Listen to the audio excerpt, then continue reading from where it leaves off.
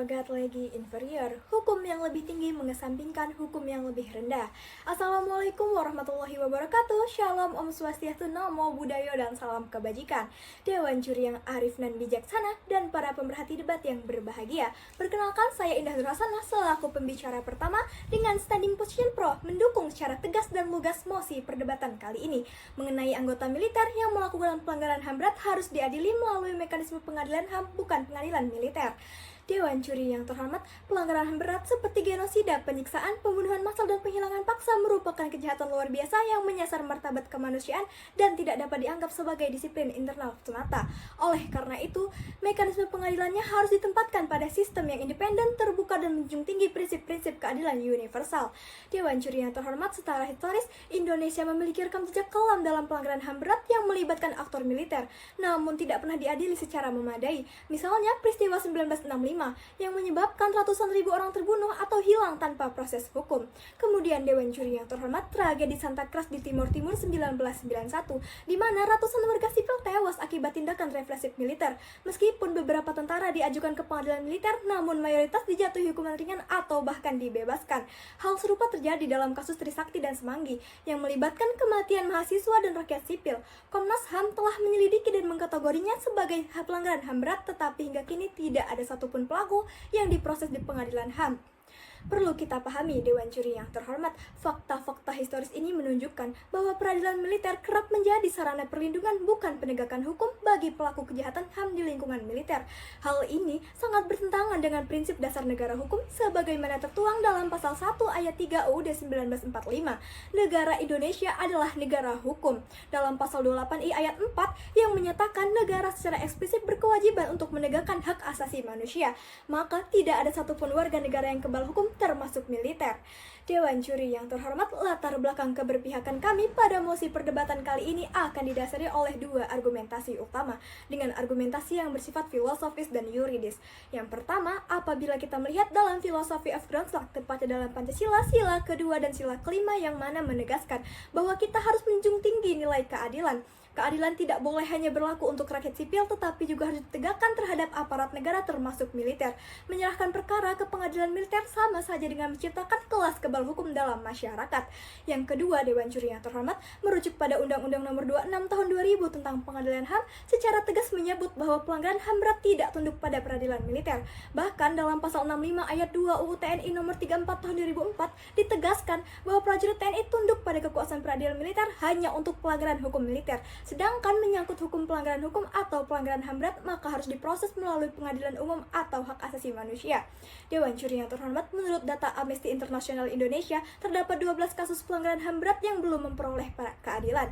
Di penyelesaian kasus-kasus tersebut masih tersendat atau bahkan mandek sekalipun era reformasi telah bergulir lebih dari 2 dekade. Salah satunya adalah kasus Painai 214 di Papua. Meskipun terbukti adanya keterlibatan militer dalam penembakan warga sipil, proses hukum berjalan lambat, tertutup, dan akhirnya minim keadilan bagi keluarga korban. Pengadilan HAM yang independen dan transparan adalah solusi untuk memutus rantai impunitas ini.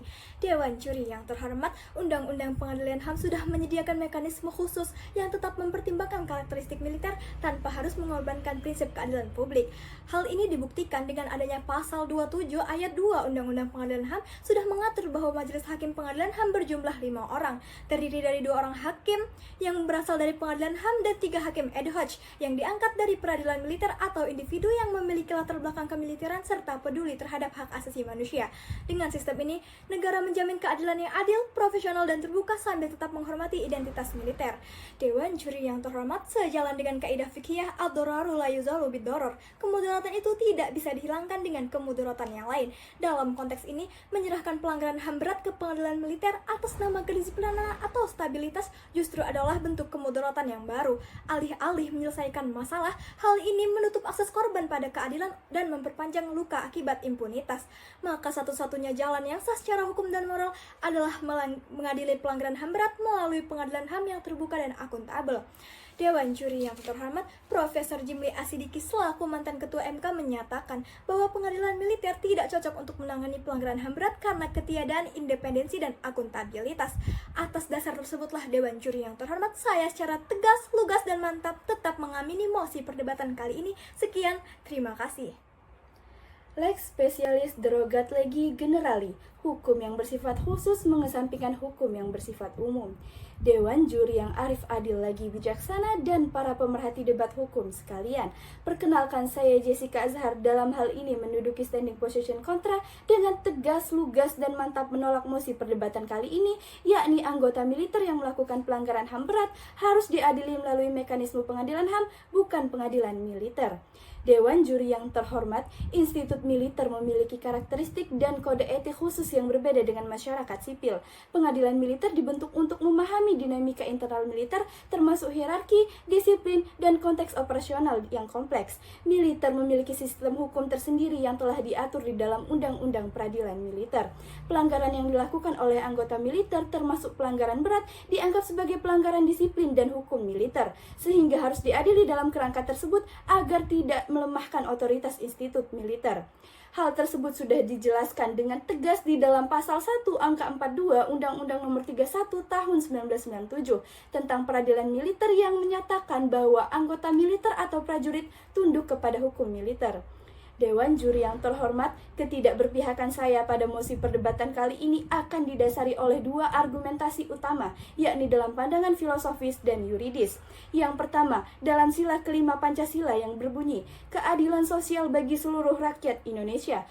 Dalam hal ini, keadilan sosial dalam Pancasila bukan hanya tentang persamaan di depan hukum, tetapi juga keadilan berdasarkan fungsi dan peran sosial. Militer sebagai unsur pertahanan negara memiliki sistem keadilan sendiri dan menjunjung keadilan tidak harus berarti semua pelaku diadili di tempat yang sama, tetapi diadili secara adil menurut sistem yang relevan.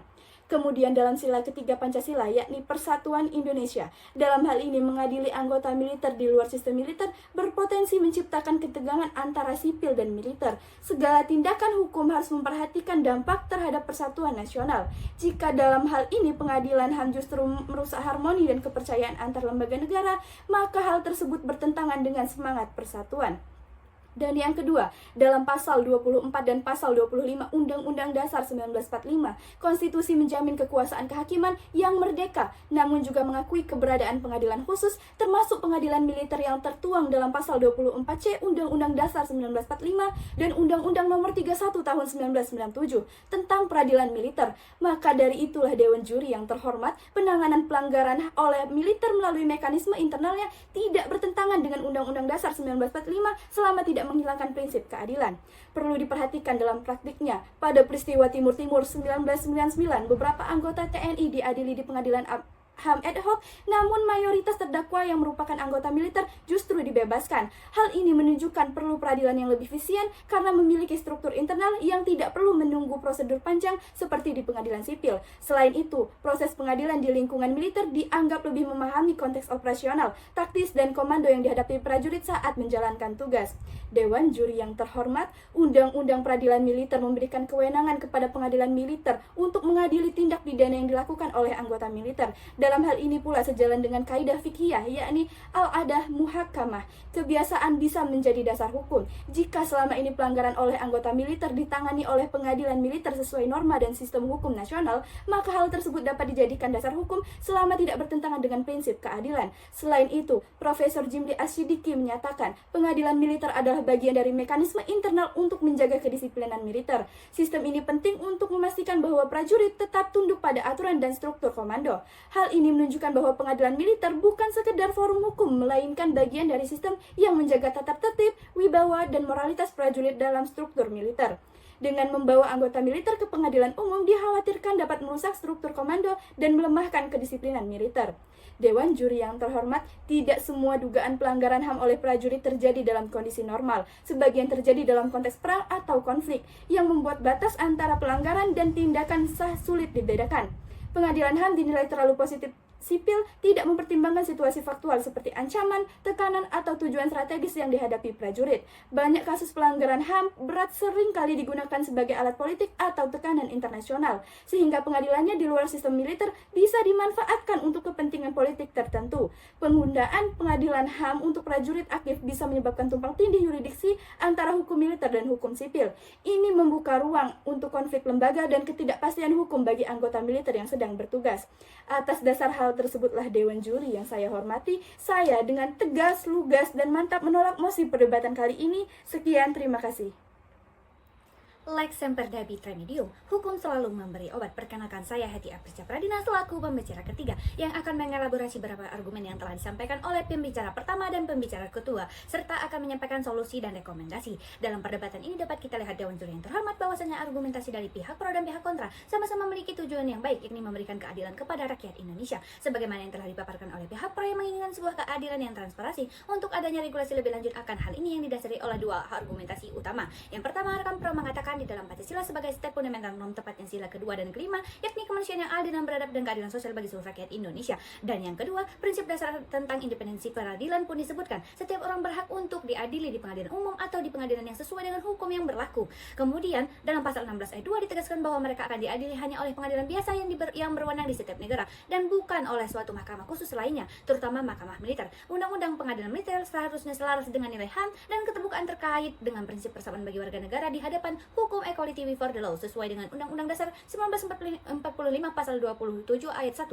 Oleh karena landas pikir tersebut, Dewan Juri yang kami hormati, saya mengajukan dua solusi dan rekomendasi. Yang pertama, membentuk pengadilan khusus untuk kasus pelanggaran HAM berat seperti model hybrid court, penggabungan nasional dan internasional, dan melibatkan hakim sipil serta militer dengan memantau dari lembaga independen. Yang kedua, melakukan pengadilan yang transparansi dan netralitas untuk memberikan keadilan yang seadil-adilnya. Dewan Juri yang kami hormati, apabila kita lihat dari argumentasi tim kontra, hukum militer adalah sistem hukum khusus. Anggota militer tunduk pada hukum militer karena mereka terikat oleh disiplin, struktur, dan aturan yang berbeda dari masyarakat sipil.